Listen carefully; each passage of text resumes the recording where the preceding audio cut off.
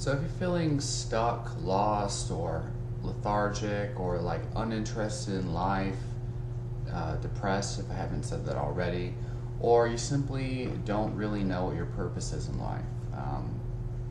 Basically, any point in your life where you just kind of feel like you know, I want to do something but I don't know what, or you're just not, feeling as great as you can, not living your best life, so to speak, or you feel like there's something better out there, or you just don't like where you are right now. Basically, it all comes down to some very simple concepts. Okay, and I can tell you right now that whether you want to believe it or not, this is most likely true. Okay, for most of you, a lot of people don't want to believe these things, so they want to like try to say it's like quackery or it's too easy for me to say, like easy for you to say. No, no, no. The fact is, a lot of people think that life is harder than it actually is, or than it needs to be. And most people just need to cultivate, first of all, need to have an open mind. They need to let go of all the ideas they have about their life. People need to let go of this idea that they can't achieve things, or that it's too hard, or they don't have time, or they don't have enough money. They need to let go of these dumbass, false, limiting beliefs that almost always are excuses and aren't even real. And then you have to understand that you can change, that you can improve your life, okay? And you have to see that it comes down to habits, okay? Every single thing in life is developed from habits, all right? Anything that you want in life can be achieved simply through habits. Building a social life is all about, well, what do you think about people? If you think that people are bad, or they're untrustworthy, or that most people are wrong, if you believe that there's not a lot of people that you might be able to get along with in the world, if you believe that everybody is out to get you, or if you're constantly arguing with people on the internet or in person, if you're constantly in conflict, these are all things that are going to make you think in a way that's going to actually repel people away from you. You may not be conscious of it, but it's true. Nobody likes to be around complainers, etc. So you have to develop appreciation and get rid of complaining, get rid of arguments and conflict. And if you don't like somebody, just let them be. If you're gonna spend your time trying to criticize them and try to breaking them down and things like that, that's only going to harm you. It's going to take you farther away from having a good social life. Let go of the people that you don't like, and then try to find people that you enjoy being around. And don't be too picky. Anytime that you start to find yourself criticizing somebody or whatever, just let it go. If your goal is to have a good social life, focus on that instead of the nitty-gritty and the little nitpicks you might have about people, places, and things.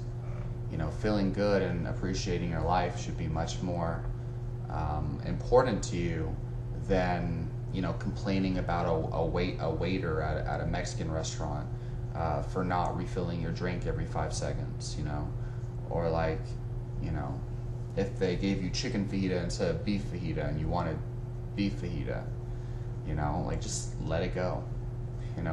Even if you lose $1, if you pay more than, just let it go. I mean, you could tell them, but don't let it ruin your day.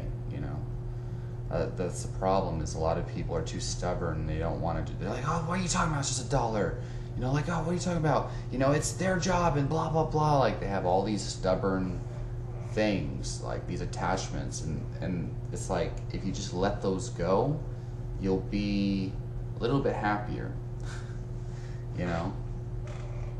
And that's a habit. If you're constantly like resisting against people and complaining about things, even if you have a right to do so, it's a habit that you're building, and the only reason why you think it's right is because it's the way you are. And you can always change the way you are.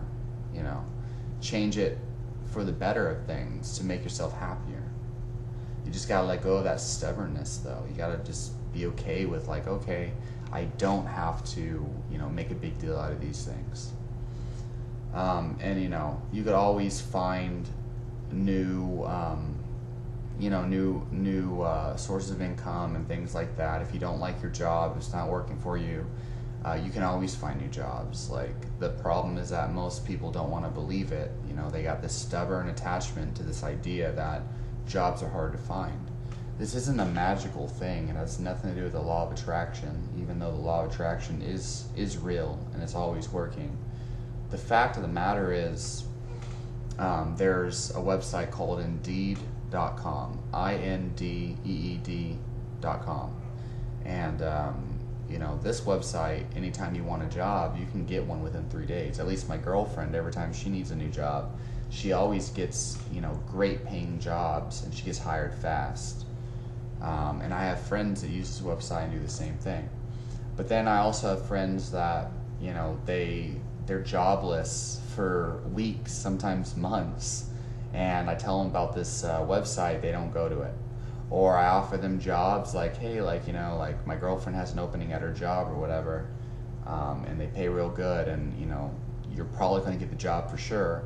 But they're like, oh no, it's downtown, there's too much traffic, it's too hard, you know. So they don't pursue that, they don't, you know, help themselves and make a change, and so their life continues to be mediocre and it continues to suffer, you know. But it's like you know, a better life is just, you know, a couple miles away, but you don't want to make that drive. So you're not going to have the better life that you could have because you didn't make that simple jump. You know, all it is habits, you know, being a little bit uncomfortable for now, but eventually get used to it. You know, like, I have a friend who always talks about, like, what he wants to do in his life but never goes out after it. Talks about making a YouTube channel, but you know, he bought like thousands of dollars of equipment for his videos, but he never does the most important thing, which is record videos and post them on your channel. And he still talks about becoming famous on YouTube and shit, but it's been a whole year since his last video, and he's never, you know, made any progress ever, and probably isn't going to. You know, if you would just start to take action and build those habits, that's all it's going to take. Like, literally, all you got to do is start going through the motions. You know, start to build something. The only reason why people stay stuck in life is because they don't build, for whatever reason. You know, you're depressed, well, you got to build happiness, you know. Why don't you build happiness? Oh, because it's a chemical imbalance, it's genetic. Oh, you wouldn't understand because, you know, it's not just normal depression. It's you know, a chronic disorder, and I need to be on medication, and it's never going to go away. My mom beat me when I was a child. You know, like, oh, I just have to pay child support, or, you know, I got to pay all this money, or, you know, I never have money, I never have this, I never have that. You know, I used to be great, but now I'm too old. Like, all these excuses that run through people's heads, it keeps them from building anything or making any kind of progress. And you really can't be dumbfounded or surprised as to why you haven't built anything. And on one side of things, like, I kind of feel bad for them. It's kind of sad. But on the other side of things, why should I be feeling bad? Like, because they always could have bettered their life, and they still can. They really can. I mean, it's just getting over that mindset hump. It's all about psychology. You know, people who don't have, or people that have an illness or disease. Like, there are some diseases that you might just, you know, not be able to overcome. But, you know, the fact is, so many diseases that can be reversed are not being reversed because people don't believe they can, And if they don't believe they can reverse it, they don't look for the information. You know, like, I mean, the most common ones are heart disease and diabetes. You know, these ones we know. It's such common knowledge nowadays that you can reverse it with diet and nutrition and exercise. You know, if you're smart and when you start to show signs, you make changes, you know, or you have the first heart attack or whatever, you make changes. But I notice a lot of people, they have a heart attack or whatever, and they don't make changes. They continue to do the same things that caused their heart attack in the first place.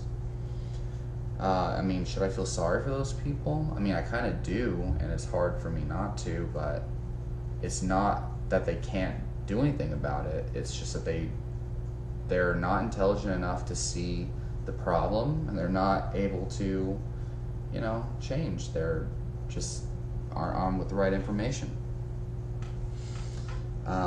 But you know, all it is believing you can. It's understanding that it's all about patterns and habits that lead up to results. Like, everything in your life is manifested. Even like the way I'm sitting right now, like, your body literally adapts to sitting on a chair the more that you sit. Like, really, any position you have your body in for the longest period of time. Like people who sit in their chair all day, like 8 hours a day at their office job, you see they develop a hunchback syndrome and like Downger's hump and like their neck or whatever. Their posture is all leaned forward because that's the posture that they've sat in for most of their years. The body adapts to being more efficient at sitting in a chair, and so that's why they have tension in the neck, headaches, lower back pain, knee pain, flat-footedness, knock knees, and all these other things. I used to have knock knees and flat feet, but then I began to reverse it. But only because I started to see that it can be reversed. But doctors tell you it's genetic and you believe it and you don't question it. You don't realize that doctors are normal people just like you who went through medical school, you know, regurgitating information they read in a book and passing exams. They probably don't read the latest scientific research, and they probably don't even know anything about anatomy, just what they kind of remember from school. Anyway, it's all about habits, okay? The body adapts, you know, builds postural habits from sitting certain ways. And if you're super active and you're always walking and you're always running and you're exercising, the body adapts to that. You become stronger and less likely to be injured as you get older. You become healthier. The body makes adaptations to stay healthy and stay fit and active. If you're always thinking sad thoughts, your brain makes adaptations to become better at thinking bad thoughts or sad thoughts. If you start to think happier and you pay more attention to the good things in life, your brain starts to make adaptations to see the good things in life, okay? It's really crazy now that I'm, you know, ever since I started to realize this and research this and notice this, I don't know how more people don't know this. Like, it's a universal principle. It applies to everything in your life. It's habits. The more you do something, the better your body and brain gets at doing it. Like, you don't just wake up in the morning and know how to play basketball, but day by day, if you practice and practice and practice, you get good. You get better and better and better. That's the only way the professional basketball players got good at playing basketball. You know, and I see this in fighting. I'm only as good as, you know, the way I practice and the adaptations I make through practicing, sparring and whatnot. You know, I look at the people that aren't so good and I realize, oh, it's because they don't train as often as I do. You know, the more you train, the better you're going to be at whatever you're training towards. And everything in life is training. You know, if you just make it a habit to be more social, like when you go to the grocery store, waving at people, making small conversation, talking to the cashier. If you believe that that's corny, or that, you know, you think like, oh, I shouldn't do that, like I don't want to be weird. Like, look, that's your own excuse and that's your own limitation. You're never going to get better at talking to people, never going to be able to overcome that social anxiety. You want to overcome social anxiety, you've just got to let go of social anxiety. You just like literally got to build those habits, talk to people more and more and more, start to be more comfortable with talking to other people, and stop thinking so low of yourself too. You feel like everyone else is better than you, or you feel like you're inadequate. Of course you're gonna have social anxiety. But if you start to realize that nobody is better or worse than anybody, you're able to just kind of like come into the picture and enjoy things. It's really, really simple. It's just that you have to fully understand these principles. And really, either people practice these principles and don't even realize what these principles are, or these people do realize these principles and take action and whatnot, and they better themselves. Or people just like, they don't want to believe it. Because everyone wants to believe that they are this person, like, oh, I'm just antisocial, I just don't like talking to people. But bro, you can become better, more social, you can be friendlier, you can talk to more people and have more friends.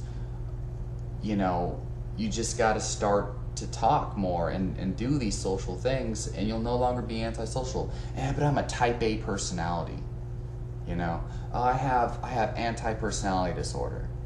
They have these labels and these ideas of things, and it keeps them stuck. That's what mental illnesses usually are. They're not all of them, but a lot of them. Like, seasonal depression disorder, general anxiety disorder, bipolar disorder, not schizophrenia or autism, but you get the picture though. If you identify as something, you're never going to be able to change. And if you want to change, stop identifying with it and start to become something else. The fact is, there's no such thing as who you are. There's only who you know yourself to be. Who you've always been and who other people think you are. But these are only ideas, and these are always subject to change. You should really ask yourself the question, where does who you are exist? Does it exist in your brain? What if you get brain damaged and you lose your memory? You're probably going to act like a totally different person. What if you get in a car accident and you damage your brain, and you're mentally retarded now? You can't function properly. Are you still like who you are? Maybe who you've always been is just who you are in the moment. Maybe it's an always evolving, always changing thing. Because you get in a car accident now, you're crippled. Whoever you are is influenced by the damage, the brain damage. You're not still like CEO of the business or an antisocial person. You're now somebody with brain damage and whatever. I hope that makes sense.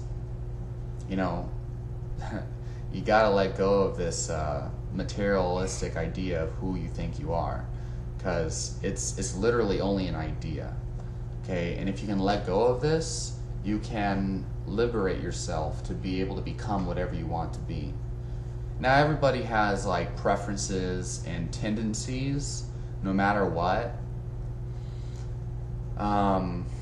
But I'm just saying, like, you can change your habits, you can change your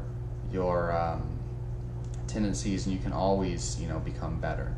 Like, oh, I got ADHD, I just can't stay still. It's just who I am. Like, nah, bro, if you meditated, you force yourself to focus on one thing at a time, if you eliminated things like cell phone usage and Instagram and pornography, things that create attention deficit, then over time you can cure the ADHD. But anyway, yeah, I hope that this helps people. Let me know what you think, and I'll talk to you soon.